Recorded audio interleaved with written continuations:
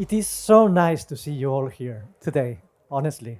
Perhaps as being the only one from Food Drink Europe which has the honor of being in this tent, I, I talk perhaps in behalf of everyone that really is so nice to see you all together in this event.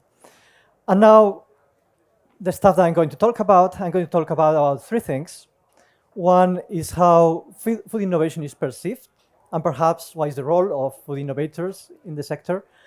The second is how solutions in the past might become the problems of today, or put in the other way, how the solutions of today might become the problems of tomorrow. And the third one, and you made it very nice to me, systemic thinking. So what is the role of systemic thinking? And in this case, what is the role of taking the prism of food science into innovation? Although you could apply to other things. But first, let's go with something easy, because this sounds a little bit dull at the beginning, but something easy. What do you think it is the greatest innovation of humankind?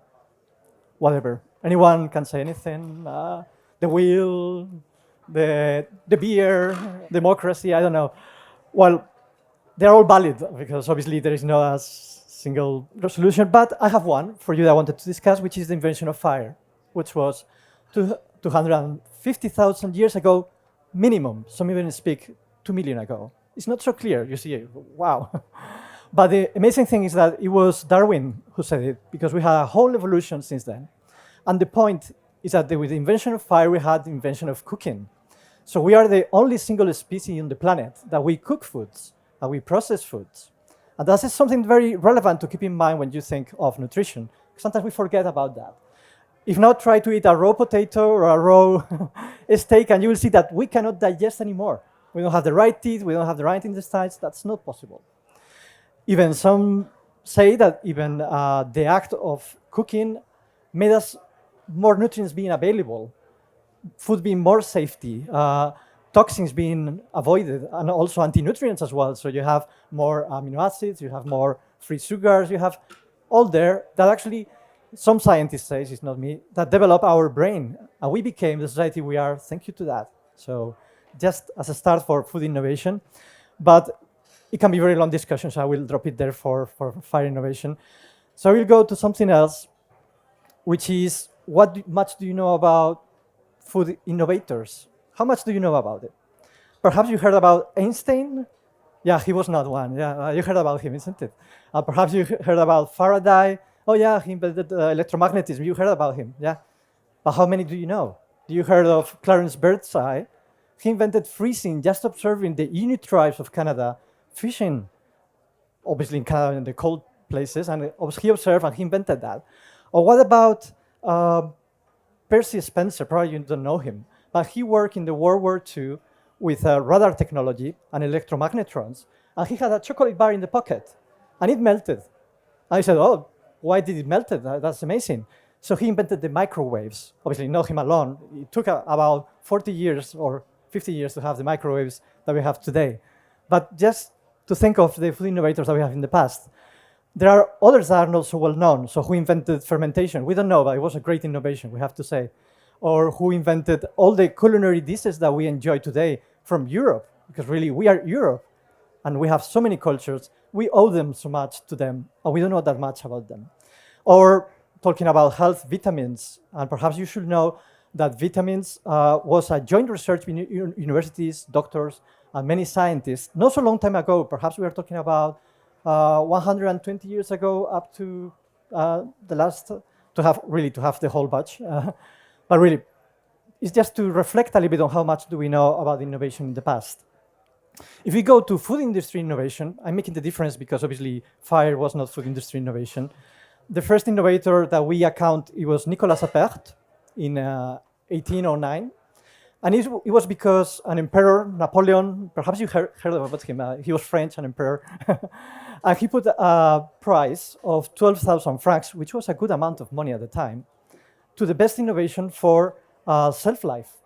And it was this Nicolas Appert who came with the job of sterilization. So perhaps it was the first startup prize in history of food processing. And there must be something about being called Napoleon and being French, and because Napoleon III, he put another prize again for the best butter substitute. And then margarine came.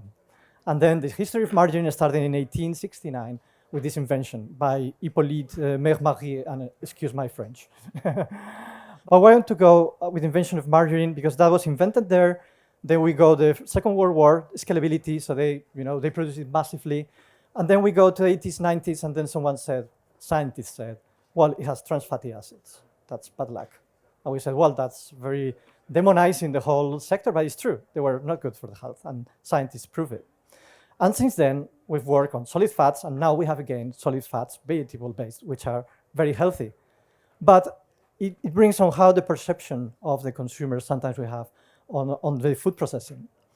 And here I go to my next point, which is that first of all, we should see as food innovators as solution providers. We have to understand innovations in the context that they were invented.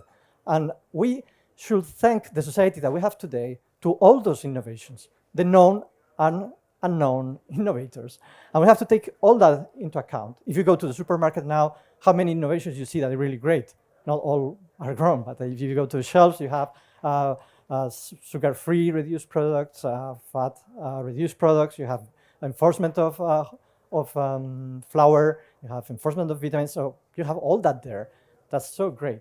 And we should keep that in our position. Now, it's true, though, that as Karl Popper said, all life is solving problems. That's the issue. And some said that point that I said before, that the solutions of the present might be problems in the future. And for that, you have to be very clever in the way that we do our investment in innovations. And I have to say, it's not an easy job. I've been one myself, and it's not an easy job. You fail many times, and you have to take many things into account. And now even more, because you have to think, it's not just a technological innovation, which is good, it's also the environment, health, is the affordability for consumers. As you say, it has to be affordable as well for consumers to buy it. It has to be scalable. People doesn't talk so much about development of products or product development, but that's a hell of investment to really bring an innovation, to really have a mass scale into that. So, and I'm going to the point, I have 3 minutes yet, is on how we should think of systemic thinking. What systemic thinking is, what is it about, because we talk a lot about it, is really taking into account all the trade-offs. What might happen when you make a choice? And also it means taking into account everything that is there. Everything is there from the farms, as you said, they are very relevant, up to the consumer, but the manufacturers. But it doesn't stop there. And now we saw it with the war in Ukraine. It's also from where the food comes from, the farms, but also the fisheries and so on. But also not just food. And we are seeing now also energy, the energy to supply the factories. What else? Packaging. It needs all kinds of materials, transport, logistics. The problem when I talk about food systems is that it doesn't have an end. So it's very difficult to put the boundaries. It's difficult when you translate that into policies. But at the end, it's a philosophical reflection. And my philosophical reflection here is that we as innovators or people that want to do a good investment need this prism of food systems or systemic thinking into innovation. I have to say the same as policy making are the same as any other things.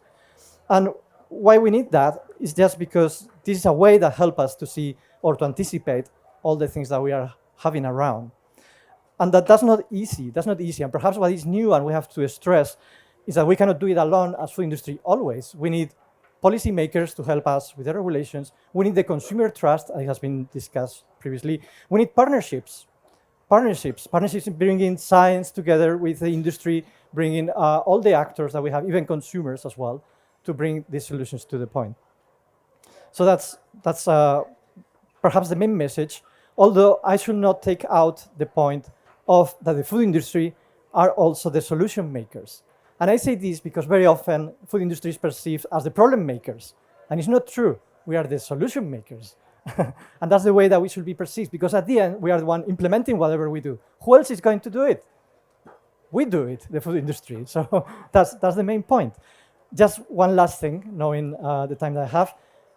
Einstein, that is not a food innovator, he said, you cannot solve today's problems with past solutions. This is a little bit a twist that I'm having, and it means that it's not as easy as we stop here and we go 100 years back.